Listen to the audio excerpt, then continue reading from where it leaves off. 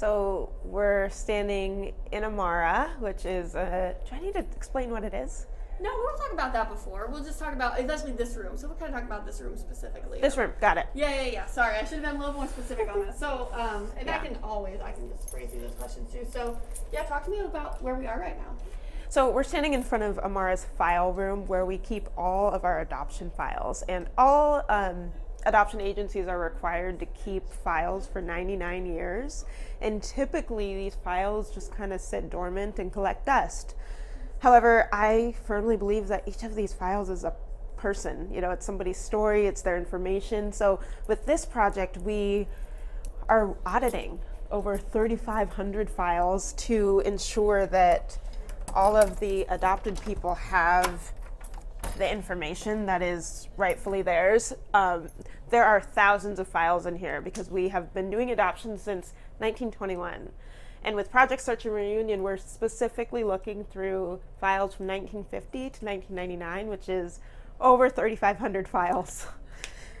Within each of these files there's sometimes baby photos of an adoptee that they've never seen before. And we feel that that is an injustice for it to just be sitting here, that we want to get it back to who it belongs. Beautifully said, yeah. I just want to just watch myself where I am here. Oh yeah. I'm trying to think if we want some of the dates. I said,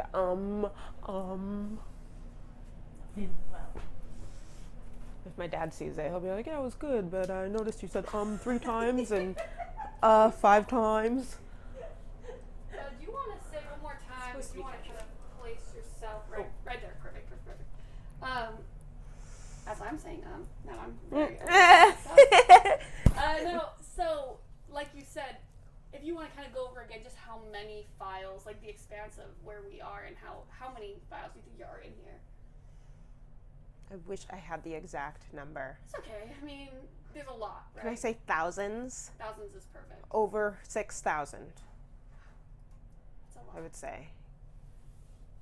Yeah. Does that feel overwhelming to you sometimes to be able to say you're going through all this, or is it just It's just what we need to do. It's the right thing to do. Yeah. Because every one of these, files is a human being. I could share a little about why this personally impacts me. Yeah, I think that'd be good. I think I want to do that. I think I might want to do that later. Yeah. So at this point, just kind of repeat what I had said. Yeah, similar to what we've been talking about, and we can, rephrase and I'll cut it all together. But, just a little bit, maybe more about like, you said there are files that go all the way back to how long ago? Yeah, so Amara has been around since 1923 conducting adoptions. So we have over 6,000 files here in this room, and those files are adopted people and their information and why they were adopted and what their name was before they were adopted. Sometimes it's just baby girl, sometimes they were named by their birth parents and then that got changed, and they might not even know that. So with somebody like Patty, who we'll meet a little bit later, does she come from this group in here? Yeah, so Patty's file was here. We took it out, but Patty herself can't even see the actual file. So the reason that this room is under lock and key, and it needs to be waterproof, fireproof rooms that the files are kept in, under Washington state laws, they are never to be seen by the adopted person. So what we can do from Project Search and Reunion is look and review the files and share information from that and give that to them. But they cannot actually see the file itself. So why, you're going to repeat some stuff, and that's just part of how I go. So why is this room so confidential and so carefully locked down and fireproofed and all of that? The laws in Washington state around adoption files are based around secrecy. That when written, we believed that it was best for adopted people not to know where they came from, not to know important details about their birth parents and why they couldn't raise them, it was important for social workers to only kind of present the positive going forward. And laws still reflect that. So all adopted people have original birth certificates, and those are locked away in these files. The adoptee gets an altered birth certificate that says their adoptive parents' names as though they gave birth to them. And so those original birth certificates are things that have information about their birth family on them, like their last name, but they are never to know that. And part of this project is us disclosing some of that information within the law that we can. When you look at this room, and you look at the amount of, files that are in here, what's your goal? What do you hope happens? Yeah, so my biggest goal is that when all of the volunteers and the project manager for this project hold a file, that they understand the weight of what they are holding, that they get to see information that the person who the rightful owner of that information doesn't even get to see. So to think that to hold one file in your hand and to know that that information is kept so private is kind of a holy experience.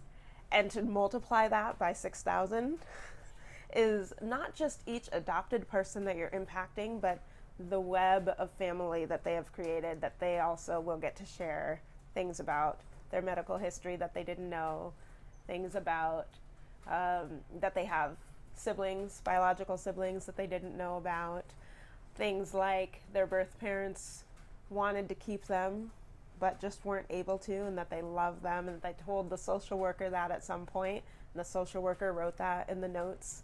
Those are like precious details that really help an adoptee understand their own identity. So for us to be sitting on that, it feels like the responsible thing to do is to get that to the rightful owner. So it's not always that you're like, we want every file in here to, that we want every person in these files to know everything about their files. It's just to be able to give them the option and to be able to give them that choice. Some people don't even know that they have these files. They don't know that we're required to keep them. And so they don't know that there is a room like this that has information about themselves in it. So one of our goals is to make sure that that's known. And then, yes, to bring that information to light. When I found my birth parents in the state of Tennessee, I learned within the file things like my birth mother's hair was graying when she gave birth to me. And that little nugget of information helped me understand a lot about her. And that's something that many people wouldn't think is that important for me to know, but for me to know it was crucial. Or to know the time that I was born, to know the place, the hospital that I was born in. Those details are things that a lot of people take for granted, and adoptees don't often know that, but we have it here. So it is giving people the chance, the opportunity to kind of make sense of their story. Love it. Okay, I think that's good for in here.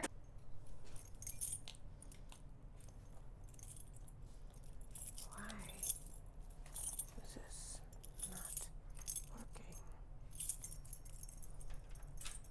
Why? Let me think real quick. If it can't work, it's totally fine. Take your time. I'm going to actually just get a few other shots while I'm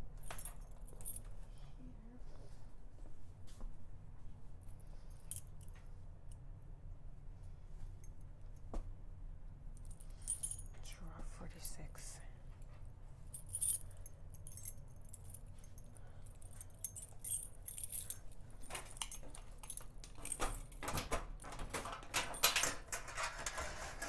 Oh, this is a good view, actually.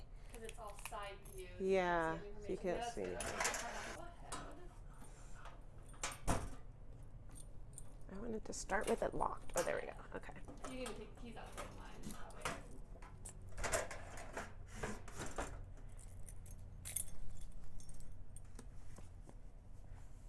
I'll grab one halfway.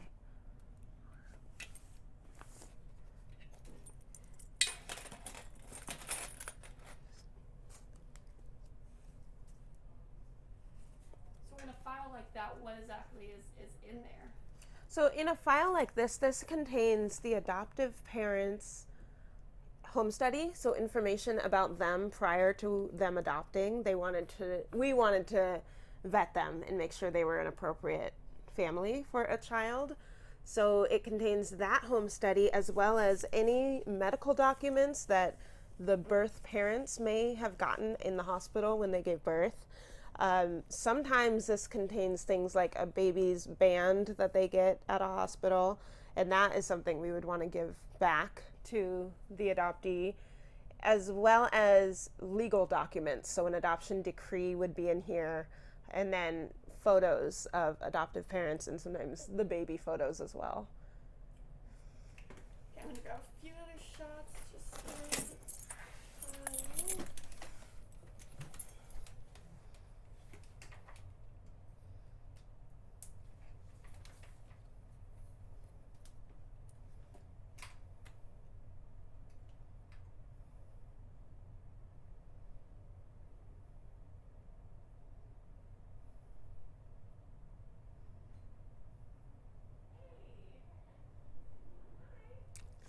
I also haven't seen Patty, so it'd be great. And maybe there's a way to even have, if she's comfortable, if you're comfortable, you guys sitting down and just having a conversation about what That'd she be heard. really cool. That way, when I interview her, it's not as natural. much of like a exactly. Yeah. I think that'd be cool. We'll do that.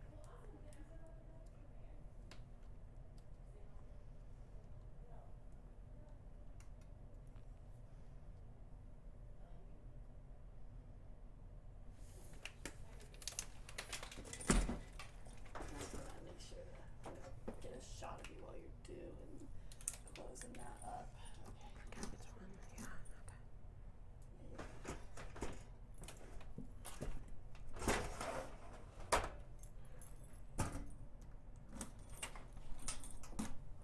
One more time.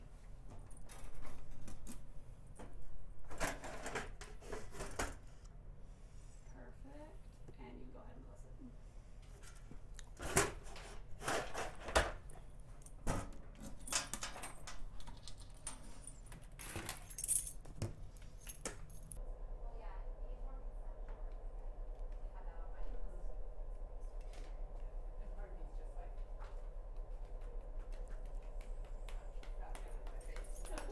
So it'd be great if Carol didn't just calm down. She Well, just at is least like. if we're in the, then she. Sometimes she works here though, but it's not her thing. She just is like Well, fair enough. I mean, set in her ways yeah. I mean, that's. to be like. Yeah, she's earned the right to be like, I don't want any cameras anywhere near me. That's what I think. And we're doing that. Yeah, absolutely. So Yeah. And who knows? Maybe she's had some bad experience. protect, and you don't want to exploit. But she doesn't know that we also want that. Right. Yeah. It's And just, sometimes people like Patty want to share. People like myself. Yeah. Kind of said this stuff in multiple, but what like I thought you did. bullet I thought words? You said responsibility. Said medical information, which is always. You talked about secrecy. I liked that. Right? I haven't. I don't know if I think. I thought you did early on. I thought I heard you say. Okay. Gosh, I don't know. Maybe is really great. I think people will love to know that that's an option. I was thinking, just directing them to our website is great. I've often heard lately a lot of people do like, will volunteer. Like it's going to take you to. We come up It's going to be the first. Actually, Amara's homepage is going to be the second one, and our volunteer page. together today. Isn't that cool? That's what I was saying. I was like, what a cool job. So satisfying. And very different, and yeah, you complete it so quickly. And I'm sure there's lots of things about it. Yeah, there's other things that suck. Office or did you want You me can to just close it. Yeah, get you're this good. locks automatically? So Perfect. All right, we'll just look at me. You don't have to worry about the camera, even though I'm like partly part of the camera. Can we close this? that'd be nice. Do you want to come in? Silence? Yeah. I can be back here and not be in a problem. Is that alright? Perfect. Chair? Here? Either way, whatever I'm you're happy comfortable here. with. Standing is better than sitting. Okay, so let's start with Project Search and Reunion. I know you've talked about it with Take 5 before, so give me the basics. I mean, we'll have all the background, probably before, but just give me the goal and the kind of the theme. Yeah. Sure. how do I say it?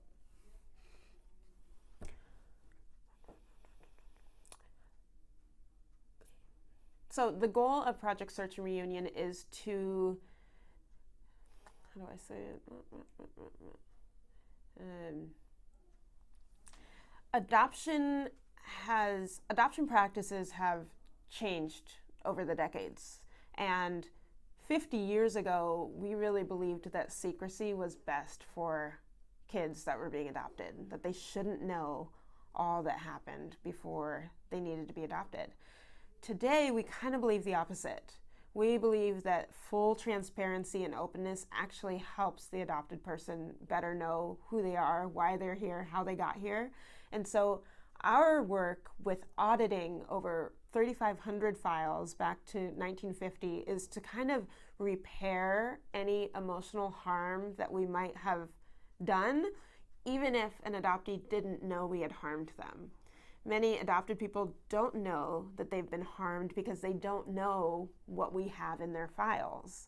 And for us to find social work notes that say we felt like it was in the best interest of this child not to know that they have 6 siblings, that today we feel it's in their best interest to know that they have 6 siblings, for example.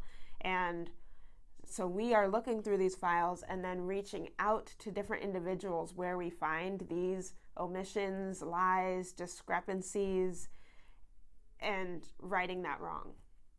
And when you've reached out to people, I'm sure there's a myriad of responses, but do you find that people want to know? Yeah, there's a lot of fear that goes into doing a project like this. You know, how are they going to respond? Do they even know they're adopted? Would we be the first ones telling them this? Like, we don't have any way of knowing that beforehand.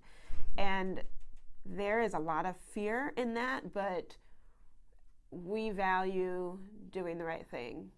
And from our standpoint as an agency, the right thing means adhering to best practices, which is giving full information. We certainly do offer an adopted person the opportunity to say, I'm not interested.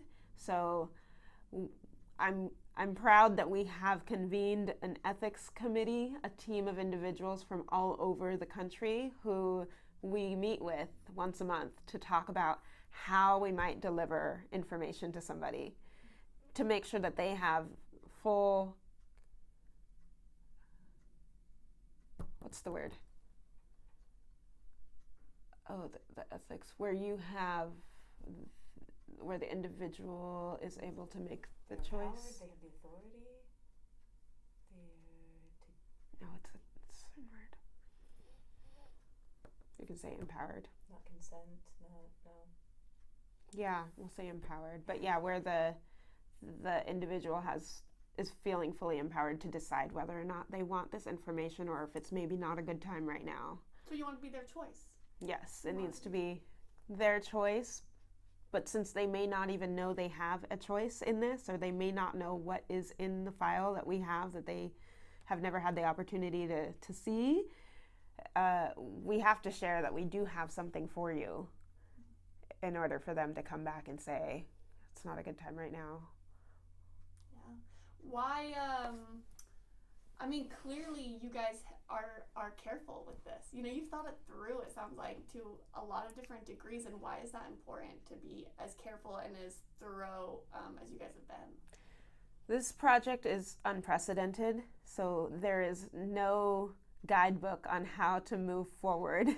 But when we're working with human beings and adoptees are like myself, we are often put in a really tricky situation, that there's an expectation that we're grateful for everything that we have gotten, that we were adopted and placed into a home that could provide for all of our needs, and perhaps that should be good enough.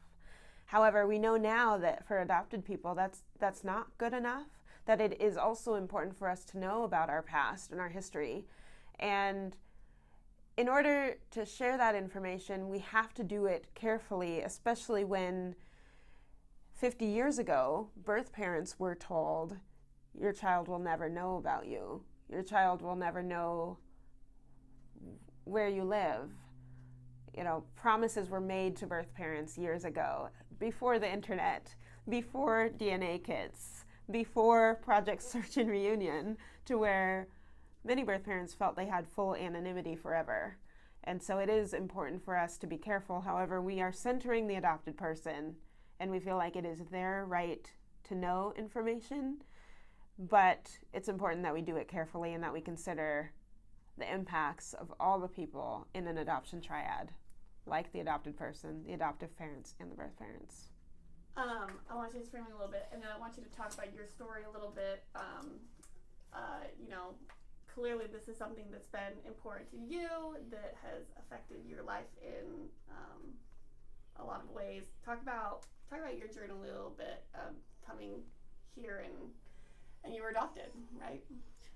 Yeah, so I'm curious about like me, Angela, Amara. I like when you phrased it. Oh yeah, the connection to Amara. Like I don't, I don't want or this whatever to you feel like you just want to share about your adoption story is fine too. I like it when you make the connection about how this job has allowed you to offer to other adoptees what you have worked so hard to find for yourself and are continuing to. You know, that kind of connection maybe. Yeah, clearly. I mean, I think that it's clear you have a connection with these people, and when you meet them, people like Patty, you Yes. guys kind of have a bond already. Yes, I mean, that's a great one. yeah. So as an adopted person who grew up in a closed adoption, who grew up with secrecy, who grew up with parents that were wonderful and supported me, but we just didn't have all the facts, I really resonate with this project, and I resonate with what it's like to learn a lot of really heavy information at a later time in your life. That I learned about my birth family when I was 26, met my birth mom at that age, just like 7 years ago. And to assimilate that information so late is tough. It is exciting, sad, confusing, all wrapped into one. It is scary, but it's desired. And when I meet other adopted people, we speak the same language, and it's kind of even unspoken that there's like kindred connection sometimes that adoptees feel with other adopted people, where we do feel kind of a mix of all of that in one. And for that reason, it's definitely personally impactful. Yeah. And so when you have these conversations, do you think that, I mean, or I guess do you hope that helps them as they're going through this process, that you're like, I'm not just a stranger bringing this information to you, I understand? Yes, I certainly think that makes a difference. For example, for Patty, when we found her ring in the file, I decided to call her. I'm trying to figure out how to say this because she might want to say it herself. And you can say it, and she can say it, and I can, splice it what works best.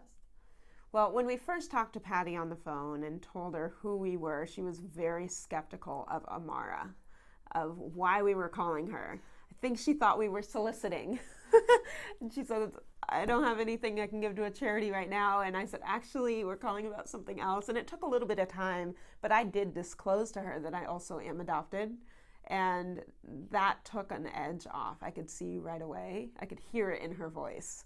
A little bit of trust that I know what it's like, and I'm not going to mess around, and this information is not to play with. It's not to like dangle in front of someone. That it, from the bottom of my heart, it's information that belongs to her. That I think Amara's role in all of this is a conduit to just get the right information, get information to the right person, that we really shouldn't be holding other people's information the way we are. Yeah. Tell me a little bit, and I'll have her talk about this too, but I just want to make sure I have, what she's finding out today and what she found out a little bit ago with the ring and the letter and, these different things. So tell me what you can tell me about her story a little bit. I hope I don't know the exact year she was born. I think she was born 1951. That's okay. I mean, even if it's just the basics of today, we have, Patty and So yeah, okay. So today Patty is meeting with a confidential intermediary. So she is meeting with somebody who has gotten a court order to be able to look at Patty's file and get information out of it. Since we met her 2 weeks ago and gave her this ring, her mind has exploded with what else could I possibly know. And so she said, is my birth mother alive? Do I have any siblings? Is my birth father alive? And so in the last 2 weeks, we've been doing some searching for her about those questions. And today she's learning from the confidential intermediary that her birth mother is alive and that she has siblings. So she's just probably going to be a little overwhelmed with this. This is probably a lot. That's great. Try to think what else we need to hit. Yeah, I think I might add, going back a little bit, like for Patty to learn this information is simultaneously amazing and great and tragic. That this is something that I wish we shared years ago. Something that her birth parents, I think, would have liked her to know years ago. One of the pieces that she may share is that the ring that was left for her by her birth father, he had asked that we give it to her on her 16th birthday. And clearly we did not do that. It sat in our file room for 60 years. And so in knowing that, that tells us something. That tells us that he cared about her. And what a loss for him to never know that she got it, that she treasures it. And he has since passed away. And so he will never know this. So while the stories are incredible, powerful, the piece that adoptees connect to each other at the really kind of deep primal level is that it's an injustice. That we didn't know this before, and that we had to rely on an agency to create a project that values them, that sees them. That loss of control is a common denominator for adopted people, that we're always waiting for others to tell us information about ourselves. And we're walking around in a world where that is commonplace for most people. They don't have to think about the fact that they know their birth date, that they know which hospital they were born in, that they know their birth parents' names, their parents' names. Those things are often taken for granted, and for adoptees, it's not a right. And is that because of Washington state law? It's Washington state law, and the laws are really similar all around the country. Yeah, I don't think I knew that. Mm-hmm. There's a lot of people that don't know that. And just so I understand, I'm just trying to think for background. Amara is an adoption agency, or it is an agency? Like, I'm trying to think how Amara fits into this story, past, present. Amara has been conducting adoptions since 1923. Okay. We are now a foster care agency, and we also we finalize adoptions through foster care too. Amara did Patty's adoption in 1951. Okay, so why is it important? And I've heard you say it a few times, and I'm like, it's kind of, you guys are taking responsibility for these wrongs too. Yes. And I think that's big, because Yeah. I think a lot of times you can be like, no, we're just fixing this problem that somebody else did. Yeah, no, it's really, we are taking responsibility not for wrongs or errors, but for the way that social work practices have changed over the years. So there was never malice or poor intent on the part of previous social workers over the decades. They were simply working out of what they knew to be the best practice at the time. Mm-hmm. We know that's not true anymore. We've learned over the decades that it's actually more harmful for people not to know their stories. And so we are simply making kind of a sense of reparations for using data and research that we have today and applying that to what happened previously, years before. Makes sense. Could we, is there room to, I would love to, I'm not sure if we've quite hit on that, how common this is across all adoption agencies across, like, Yeah, that every this isn't, like, unusual Right. that we have a file room. Do you feel like Sure. have we No, talked we about that haven't. enough? That, like, the reason this is unprecedented is because every agency has a room full of files that are just sitting and collecting dust that contain valuable information for somebody else. Yeah. Yeah. Okay. Yeah. Talk about that a little bit. So Yeah. we just saw a file room just in the other room that showed thousands of files. Yeah. That's not rare. Yeah. No, every single place that conducts adoptions has a file room like ours. However, I don't know of another agency who is actively working with those files. That they are simply sitting there because the law requires us to keep them for 99 years. But most agencies are simply looking forward to continue to do the next foster care placement and the next adoption without thinking about all the lives that we have already impacted and how those people are still alive. They may be 60 years old, 70 years old, 80 years old, but the fact that they don't know that they have siblings, or the fact that there is a baby photo in the file that is theirs, it's impactful still. So we oftentimes focus on, when we think about adoption, we think about kids, think about children. We forget that adoptees grow up, that we are still adopted and still trying to make sense of our story when we are, in our 30s, like myself, or 50, 60, 70, 80. And for us to be a responsive agency, it is, I feel, most ethical for us to remember how we've impacted those people and how we continue to, and to stay in connection with them to help them make sense of their lives. Yeah, I think that's good. Okay, I feel like I had one more question. I'm trying to remember what it was. Something around how people can get involved. I guess how people can get involved would be good, and I think that would probably be something we talk about in the tag. I see Carol out here. Oh. So Carol is the woman in the gray who we can't. Okay. But so it's fine. Let's just finish. Okay. And You're then good. I think the only other question I had was, would you empower other agencies? You kind of touched on this, but would you empower other agencies? What would you tell the other agencies throughout the country, throughout the world? To do. Yeah.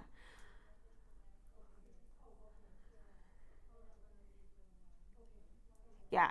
It is my hope that agencies will take the responsibility to start a project like this instead of waiting for adopted people to rise up and say, we want our files, we want our information. I know a lot of adoptees are activists in that way. But what would it say to adoptees if we took the initiative as agencies to say, we value you, we see you, and we are going to put money, effort, time into this?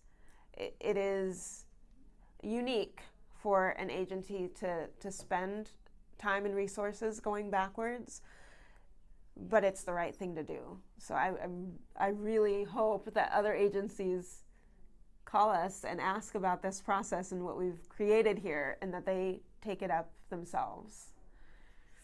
The last thing I want is I want to make sure I have your name, your title, and the fact that you're an adoptee. I want kind of all of that in one. So if you want to just introduce yourself to me. Yeah. So my name is Angela Tucker, and I'm the director of Amara's post-adoption program. I have started, how do I say it? Blah, blah, blah. I joined Amara 3 years ago and have begun building this program from scratch. It was really important to Amara that an adoptee be in this role as somebody who really understands the unique aspects of what it's like to have this lived experience. So I am proud to be building a program that does center a lot of its work on the adopted person. Awesome. Perfect.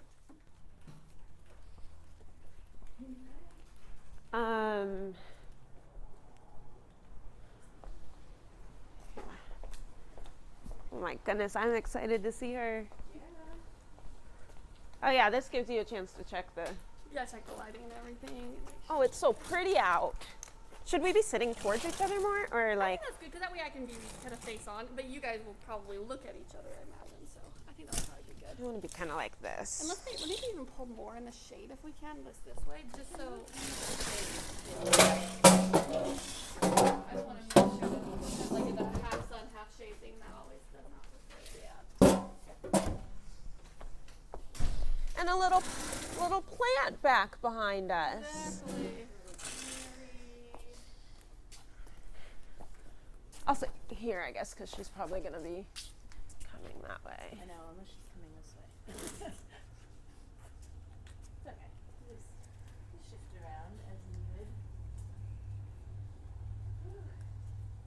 Oh boy.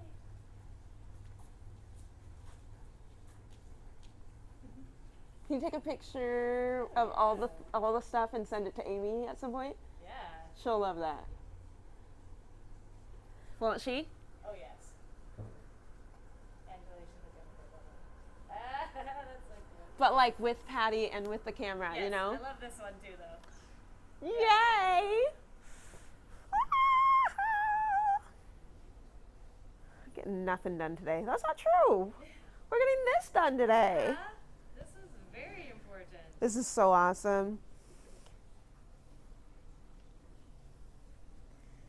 How long might the clip be? I'm imagining around 2. Yeah. That's what I guess at this point, but Yeah. see. Awesome. And there may be a way. I'm gonna talk to my producers. We might do something small today and bigger tomorrow if there's a way to get Michelle more involved with it. 'Cause Sure. I know that she wants to be. You can also remember that Patty's story is still going. And she, oh my goodness, she does look great. Hi. Patty! Hi. Beautiful. So, this is so fun. I'm loving this. What are you loving? Tell me. Well, Carol, I got to talk with her, and she gave me information that, I got to soak it in a little bit. Yes. But still, Are you feeling it? overwhelmed? You want to sit? Not yet. can Sitting sit. is good. Let's sit. Do you need any? Called me an angel. Yes, you are my angel. Yeah, I have lots of angels here now. But yeah. So, how appropriate for your name. So. I'm just gonna be fly on the wall. I'm gonna let Oh, you guys talk for a okay. little bit. But just Okay. know I'm gonna be kind of back. Great. there. Okay. So I'm kind of curious. What was the meeting like? It was lovely. We talked about, I signed some papers and things so that we can progress with contact, and I'm going to be writing a letter To to my birth mother, who is 83 years old, and as far as we know, still alive. Can you believe that? I can believe it, but I'm kind of like, okay, let's get this show on the road. 'Cause You're this- ready. Yeah. It's, Oh my word. and I was saying that this lady that lives in the same apartments as I do, she's like a year or two older than my birth mother would be. Okay. And she is now taking me under her wing, But You told her the whole story? Yeah, oh yeah. And she's seen the ring. I have the ring. And You put the ring on a necklace. because it's Perfect. It was a little too It big. was a little too big. So, and the chain was given to me by my girl that I call my daughter from another mother, because she and I have been friends since she was 21, and she bought me this chain and a pendant that goes with it. It's a tree of life. But then when I was trying to think of a way to put the ring on something, I just took that off of there and So put do you it wear on. it every day? Or do you wear it? I wear it at least every day, but I don't wear it all the time. I don't wear it at night. It doesn't go with me to work because if the chain breaks, I've had a few things break. So, Some things are too precious to risk like yeah, that. well, especially when I'm klutzy. It's one thing to be walking around or driving or sitting, but when I'm at work, it's doesn't go that way, so. Did you think that your birth mother might be alive? And what were you thinking as you drove here today? Oh, just that I was so thankful for all the stuff that you guys are doing, and that how much it's improved in terms of being able to get information and not feeling like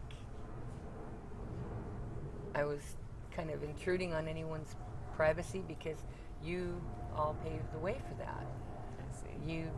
You know, like make a nice path that you can follow as opposed to, hey, I'm going to jump the fence and see what's in the house.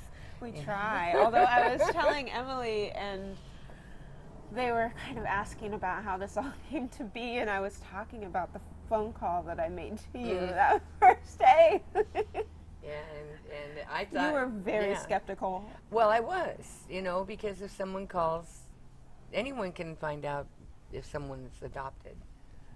And you never know. Nowadays, they tell you to be careful. So I was asking you all kinds of screening questions to make sure you really were who you were. Yes. Yeah.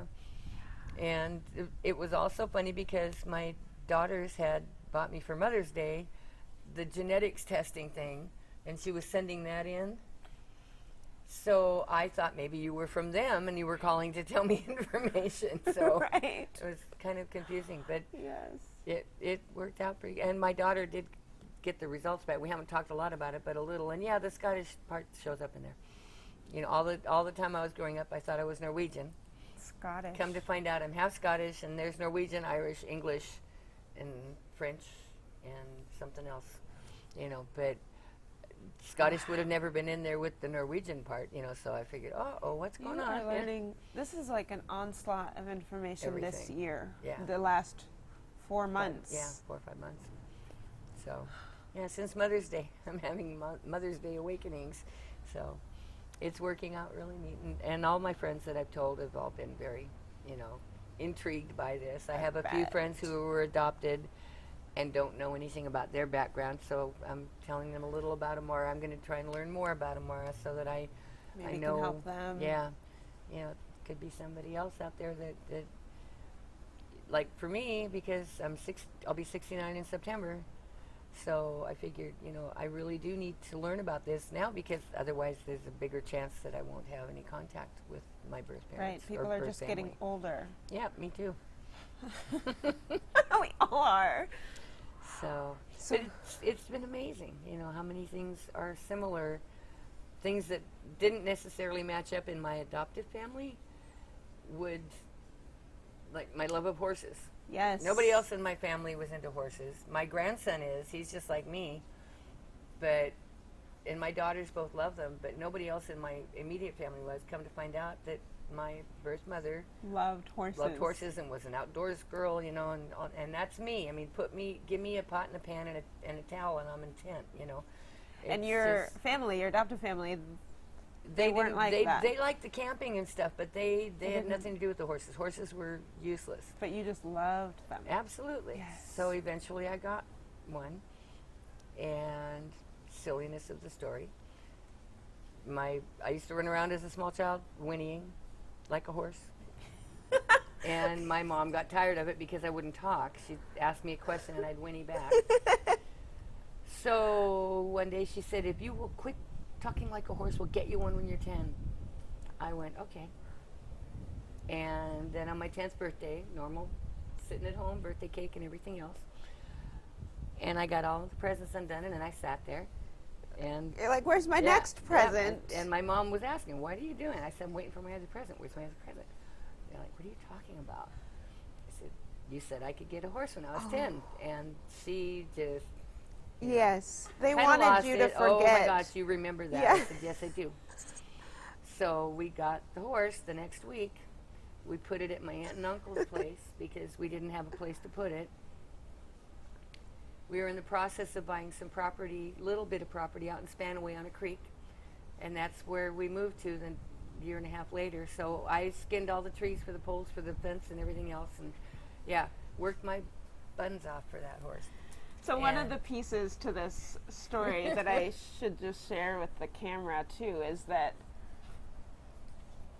as we're reviewing the files, we create what's called a non-identifying letter of information.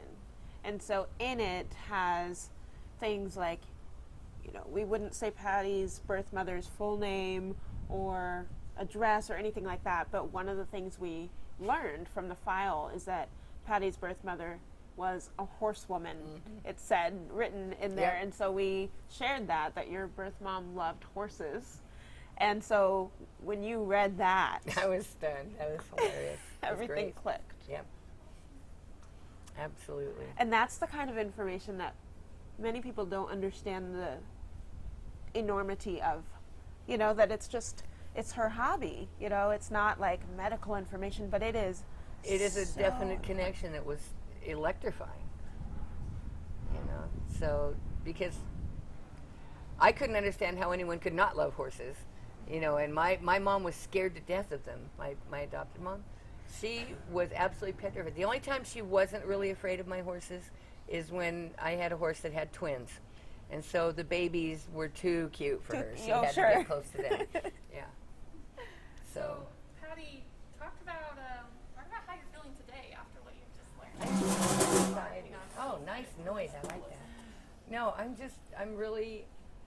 excited. I have to say there's still a little fear in the fact that I'm thinking, okay, something might go wrong. But, Okay. I'm trying to take that and put it on the back burner because I've always known I was adopted. My mom told me I was adopted from the time I was little. I cannot remember not knowing.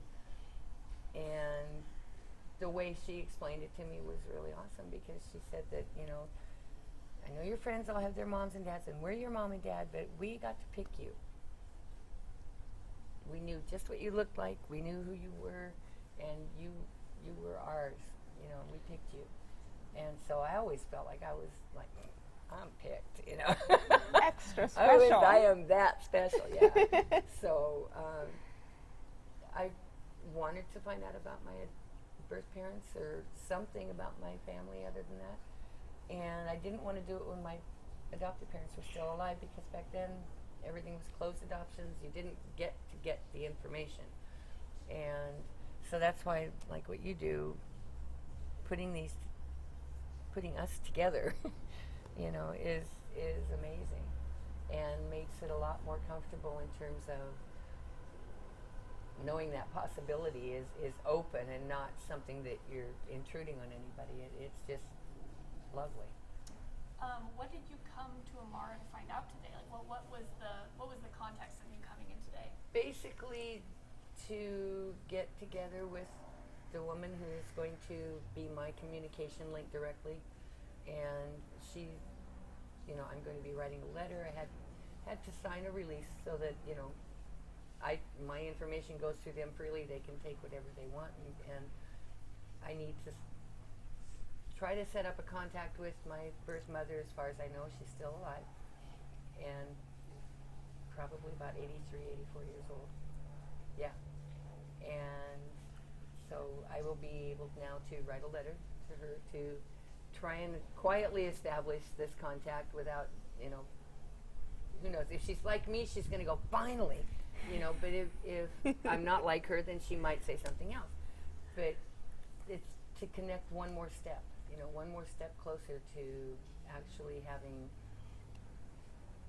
physical, direct contact. You should probably write something about your love of horses in the letter. That'll be in there. And they said and I have to look for pictures because they said something about doing pictures, and I thought, okay, all my stuff's in storage, so I want to go and find the box that has the picture with me and the twin horses, and and then other pictures that are just me. But talk to me about this. I see this around your neck. Oh, the ring, yes. This was in the file that Amara had for me. And this was basically the tie that kept everything going, I think, wasn't it? Yeah, the ring baby is what I was told I was known as. I am the ring baby. And it was my father's. But sadly, he's not here anymore. He was in the military and went to Korean War and didn't come home. So this was in the file and is the main connection that I have to touch back with my mom too. What was that like getting that ring? Christmas. Yeah, it was amazing because even though I had hoped over the years that they wanted to be in touch with me too, I didn't know. And this was left in the file and hadn't been found until you guys put that all together. Yeah, so we were looking through your file as we were looking through hundreds of others. Yeah. And in it, we kind of felt an Yeah, item. a little lump down in Yes. there. And on it said that your birth father wanted you to have that, wanted us to make sure you got it for your 16th birthday. But that was never And transmitted from we the other. didn't do it. Well, it wasn't you, it was the timing. You know, it's okay. Because even getting it now, even if there are no other immediate parents still alive or anything, it's awesome to know that the woman that I've always known gave birth to me, I didn't have a name for her. She was just my birth mom. Just like my mom was my adopted mom, but they're both mom. And to know that they had this there to pass on to me was a connection. Very meaningful that they had, Yeah. that they loved you Yeah. and have been thinking about you your whole Yeah. life. And I would wonder if your birth mother was thinking about you on your 16th birthday, wondering if you were getting this. Yeah, you know? yeah, Like, true. wow. Absolutely. What do you know, as you've gone through this process, and what do you have, what do you think of Amara for being able to have this service? I think it's amazing. I know they need people to volunteer. I want to do volunteering here once I sort my mind out. But, it's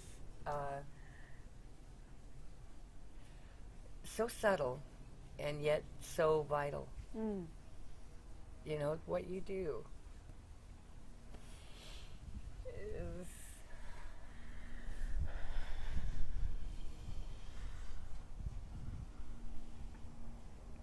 I suppose it's kind of like being born again.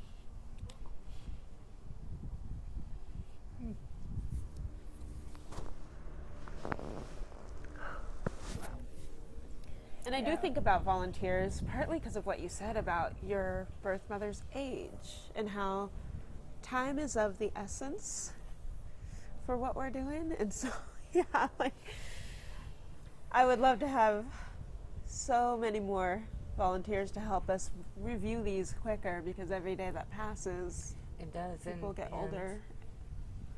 And I mean, there are lots of files. It isn't just files. There's lots of people. It's like they have all these people in their hands. Right.